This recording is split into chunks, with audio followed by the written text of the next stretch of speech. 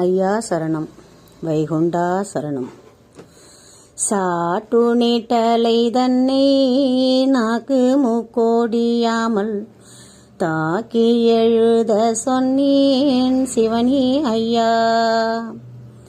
ஓது பொழுதுக்கும் முன்னோர் பொழுதானைக்கும் ஊமை மௌனம் சொன்னேன் சிவனி ஐயா. தெச்சனம் எங்கும் போற்ற நற்சடலங்கள் பார்த்து தேடி திரிந்தேனையோ சிவனி ஐயா. 30 முக்கோடி தேவரிஷி உடனே முனியும் வந்தெடுத்தாரோ சிவனி ஐயா.